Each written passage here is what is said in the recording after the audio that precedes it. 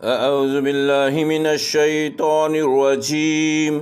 بسم اللہ الرحمن الرحیم۔ آج کے درس میں ہم انشاءاللہ سورۃ القصص کی آیت نمبر 83 سے 88 تک پڑھیں گے، اور اس طرح آج اللہ کے فضل و کرم سے سورۃ القصص مکمل ہو جائے گی۔ ارشاد باری تعالیٰ ہے، تلک الدار الآخرۃ، یہ جو آخرت کا گھر ہے، نجعلھا بنایا ہے ہم نے اسے، للذین ان لوگوں کے لیے، لا یریدون علوا فی الارض جو نہیں تمنا رکھتے بلندی کی، اقتدار کی، اختیار کی، فی الارض زمین میں، ولا فسادا اور نہ وہ فساد مچاتے ہیں۔ یعنی یہاں اللہ تعالیٰ ارشاد فرما رہے ہیں جو قیامت میں، آخرت میں ہم نے جنت بنائی ہوئی ہے ایمان والوں کے لیے، جو دار الآخرہ ہے، وہ تو ان لوگوں کے لیے ہے جن کے دل میں دنیا کا اقتدار اور اقتدار کی ہوس نہیں ہوتی، اور نہ ہی وہ زمین میں فساد برپا کرتے ہیں، بلکہ وہ اللہ کی رضا چاہتے ہیں۔ دراصل یہاں اقتدار کی طلب اور ہوس کی مذمت ہے، نہ کہ بوقت ضرورت اقتدار کی ذمہ داریاں سنبھالنے کی۔ یعنی جب ضرورت پڑتی ہے تو ایمان والے اقتدار کو سنبھالتے بھی ہیں اور بڑے احسن طریقے سے عدل قائم کرتے ہیں اس سرزمین پر، اللہ کی سرزمین پر۔ والعاقبۃ للمتقین، اور آخرت کی زندگی تو ہے ہی متقین کے لیے ہے۔ آخرت کی نعمتیں اور اس کے عیش و آرام کو اللہ تعالیٰ نے اپنے متقی بندوں کے لیے مخصوص کر رکھا ہے۔ من جاء بالحسنۃ فلہ خیر منہا، من جاء بالحسنۃ، جو کوئی نیکی لے کے آئے گا، فلہ تو اس کے لیے ہے، خیر منہا اس سے بہتر اجر۔ یعنی آخرت میں جو کوئی ایک نیکی لے کے آئے گا تو اللہ تعالیٰ اس کو 10 کے برابر اجر عطا فرمائے گا۔ کسی جگہ فرمایا بغیر حساب کے اجر عطا فرمائے گا، یہاں فرمایا خیر منہا، یہاں کوئی قدغن نہیں لگائی کہ کتنی بہتر ہے، یعنی یہ اللہ کے اختیار میں ہے کہ جتنا اس کی نیکی میں اخلاص ہوگا اتنا اللہ تعالیٰ اس کو بڑھا چڑھا کے اجر عطا فرمائے گا۔ پھر آگے ارشاد فرمایا، ومن جاء بالسیئات، اور جو کوئی برائی لے کر آئے گا، گناہ لے کر آئے گا، فلا یجزی الذین عملوا السیئات، تو برائیوں کا ارتکاب کرنے والوں کو بدلہ نہیں دیا جائے گا، الا ما کانوا یعملون، مگر وہی جو کچھ وہ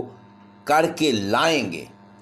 یعنی جو نیکی کر کے آئے گا اس کو تو اس کی نیکی سے بڑھا چڑھا کر اجر عطا فرمایا جائے گا،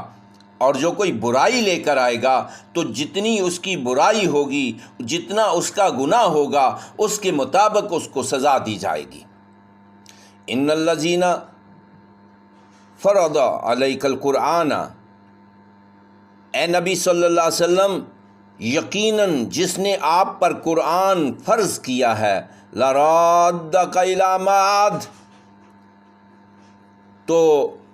وہ ایک بہت اچھی لوٹنے کی جگہ میں آپ کو پہنچا دے گا۔ لرادک یعنی آپ کو لوٹا دے گا، الی معاد اچھی لوٹنے کی جگہ، معاد یعنی اللہ تعالیٰ یہاں اپنے محبوب کو تسلی دے رہے ہیں، اے محبوب ہم نے قرآن آپ پر نازل کیا اور ہم ہی آپ کا بہتر انجام فرمائیں گے۔ ایک تو یہ کہ دنیا میں آپ کو بہتر لوٹنے کی جگہ یعنی مدینہ عطا فرمائیں گے، دوسرا یہ کہ آخرت میں آپ کو بہتر مقام عطا فرمایا جائے گا۔ قرآن جس پر بھی، جس کے پاس بھی پہنچا، نبی پاک صلی اللہ علیہ وسلم پر یہ قرآن نازل ہوا اور پھر یہ امت کے پاس پہنچا، اور جس کسی نے بھی اس قرآن پر عمل کیا اس کے لیے یہ خوشخبری ہے کہ جو کوئی بھی قرآن پر عمل کرے گا اس کو اللہ تعالیٰ اس دنیا میں بھی اور آخرت میں بھی بہتر مقام عطا فرمائیں گے۔ قرآن کے ہر مسلمان پر 5 فرائض ہیں، 5 حق ہیں ساری۔ پہلا قرآن کا حق یہ ہے کہ قرآن پر ایمان لایا جائے، یعنی یہ قرآن اللہ کی کتاب ہے، نازل من اللہ ہے اور رسول اللہ صلی اللہ علیہ وسلم پر نازل ہوئی ہے۔ دوسرا یہ کہ قرآن کی تلاوت کی جائے، تیسرا حق قرآن کا یہ ہے کہ قرآن کو سمجھا جائے۔ پھر چوتھا حق یہ ہے کہ اس قرآن پر عمل کیا جائے، اپنی زندگی کو اس قرآن کے تابع کر دیا جائے۔ اور پانچواں حق جو قرآن کا ہے وہ یہ ہے کہ قرآن کی تبلیغ کی جائے، جو بات آپ نے قرآن سے پڑھی یا سمجھی ہے اس کو دوسروں تک پہنچایا جائے۔ جب ہم اس طرح قرآن کے ساتھ جڑ جائیں گے تو پھر اللہ تعالیٰ ہماری اس دنیا کو بھی بہتر کر دے گا اور آخرت کو بھی بہتر کر دے گا۔ قل ربی عالم، آپ فرما دیجئے کہ میرا رب خوب جانتا ہے، من جاء بالہدیٰ، کہ کون ہدایت لے کر آیا ہے، ومن هو فی ضلال مبین، اور کون کھلی گمراہی میں پڑا ہوا ہے۔ اے محبوب ان کو بتا دو کہ میرا رب خوب جانتا ہے کہ کون ہدایت کے ساتھ آیا ہے اور کون گمراہی میں بھٹک رہا ہے۔ وما کنت ترجو ان یلقی علیک الکتاب، اور اے نبی صلی اللہ علیہ وسلم آپ کو تو کوئی توقع نہیں تھی کہ آپ پر کتاب القا کی جائے گی، یعنی اس کتاب کے نازل ہونے سے پہلے آپ کے علم میں تو نہیں تھا کہ یہ قرآن آپ پر نازل کیا جائے گا۔ یہ اس کا جواب ہے جو مشرکین مکہ الزام لگاتے تھے کہ یہ کتاب یا یہ قرآن انہوں نے خود لکھ لیا ہے۔